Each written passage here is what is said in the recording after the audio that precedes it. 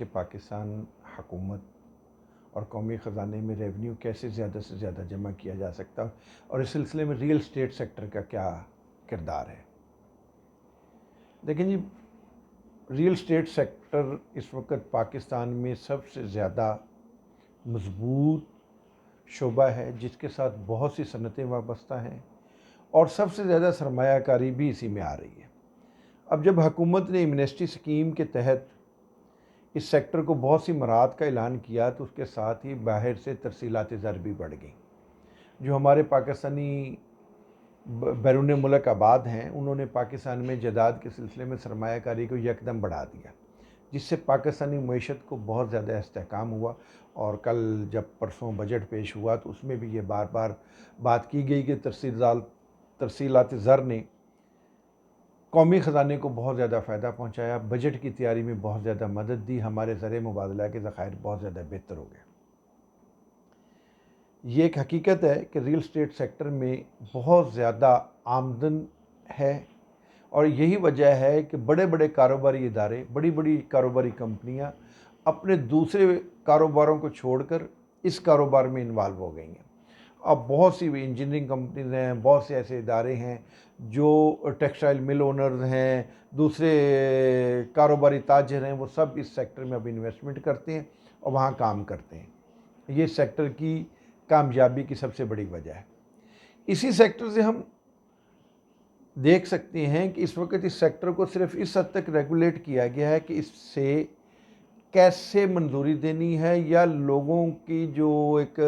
मंजूरी या उसके जो मराहल हैं उनको कैसे तय करना, ये सिर्फ इस हद तक रेगुलेट है।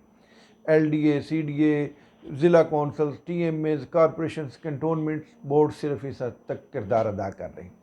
लेकिन कोई भी पाकिस्तान का इदारा,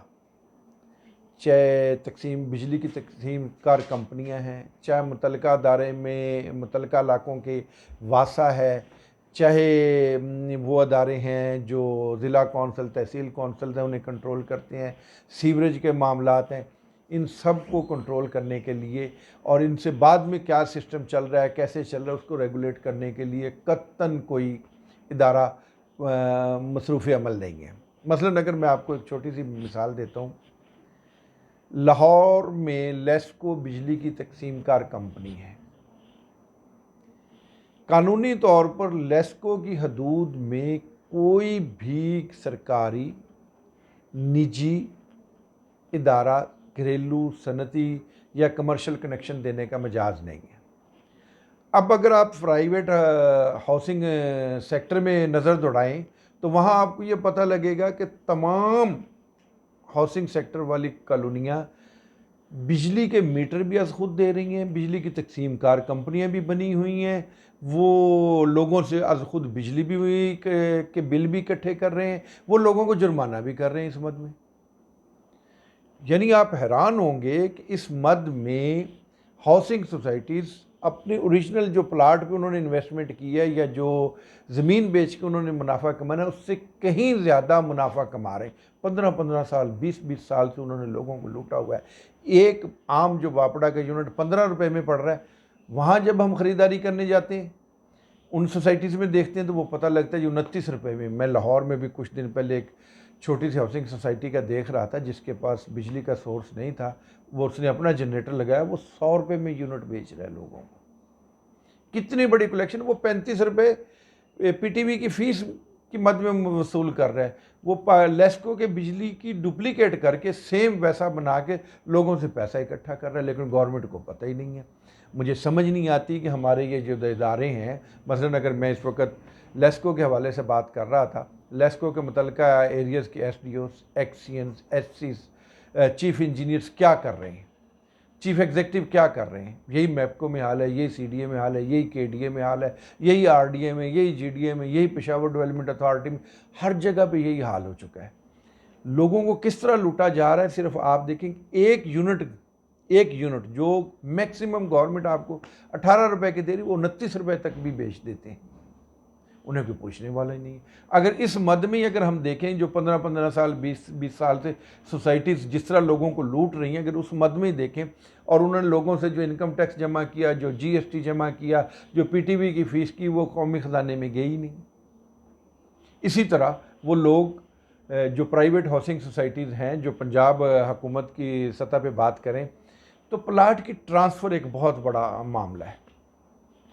एक बहुत बड़ी सोसाइटी है जिसका नाम लेना मैं ज़रूरी नहीं समझता, वहाँ आप प्लाट ट्रांसफ़र कराने जाएं तो वो आपसे लाखों रुपए 10 मरले के प्लाट पे लेंगे, 5 मरले के प्लाट पे लाखों रुपए फ़ीस लेंगे और आपको कहेंगे जी हम आपकी ट्रांसफ़र कर रहे हैं। सिर्फ 250 रुपये का स्टाम्प लगाएंगे साथ, और जब आप उनको पैसे जमा कराएंगे, रसीद लेंगे, तो वो उस पर लिख के दे देंगे जी फैसिलिटेशन फॉर ट्रांसफ़र, फैसिलिटेशन में फ़ीस। भाई कैसी फैसिलिटेशन फ़ीस भाई? ये तो कौमी ख़जाने का हक़ है। इस मद में अगर हम इस मामले की तहकीक कर लें तो हम अरबों रुपए एक हाउसिंग सोसाइटी से वसूल कर सकते हैं, और यहाँ तो सैकड़ों हाउसिंग सोसाइटीज़ हैं जो फाइल्स की आड़ में लोगों के साथ लूट मार कर रहे हैं और उन्हें कोई पूछने वाला ही नहीं है।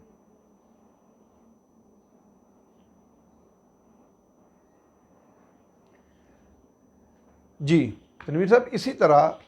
हम जब प्राइवेट हाउसिंग सोसाइटीज़ पे नज़र दौड़ाते हैं या रियल स्टेट सेक्टर पे नज़र दौड़ाते हैं, वहाँ ईंट इस्तेमाल हो रही है, वहाँ बजरी इस्तेमाल हो रहा है, वहाँ सरिया इस्तेमाल हो रहा है, वहाँ लोहा इस्तेमाल हो रहा है, वहाँ मज़दूर काम कर रहे हैं। ये सब रियल स्टेट सेक्टर में फ़ाल किरदार है आम आदमी का। इसी तरह इन्वेस्टमेंट बहुत ज़्यादा आ रही है, बाहर से ओवरसीज़ वाले लोग जो आते हैं वो इन्वेस्टमेंट करते हैं। फाइल सिस्टम में जो ओवरसीज़ है और पाकिस्तानियों के साथ फ्रॉड आज तक तमाम सोसाइटियाँ कमोबेश कर चुकी हैं, वही उसी की मद में अगर हम बाकायदा तहकीक कर लें तो हमें पता लगेगा कि इस कौम के खरबों रुपए, हमारा इतना बजट नहीं है जितना इन 15-20 साल में इन लोगों ने लोगों को लूट के उनकी ज़िंदगी भर की जमा पूंजी खा ली है। हम इसी सेक्टर से पैसा इकट्ठा कर सकते हैं। मैं हुकूमत से मेरी दरख्वास्त ये है कि देखें, पानी के बिल के साथ भी टैक्सेस लग के आते हैं, सुई गैस के बिल के साथ भी टैक्सेस लग के आते हैं, बिजली के बिल के साथ भी टैक्सेस लग के आते हैं, अगर सिक्योरिटी है तो उसके साथ भी टैक्सेस लग के आते हैं, अगर स्ट्रीट लाइट जल रही है तो उसके साथ भी टैक्सेस आ रहे हैं, अगर पार्क्स हैं तो वो सारे मलकियत भी गवर्नमेंट की है। हैरत की बात यह है कि जब कोई सोसाइटी मंजूर होती है उसमें 7% पार्क्स के लिए जगह छोड़ना लाजमी है, सड़कों में जितनी जगह आ जाए, 2% पब्लिक बिल्डिंग के लिए जगह छोड़नी लाजमी है, 2% आपने उसके लिए जगह छोड़नी है कब्रिस्तान के लिए।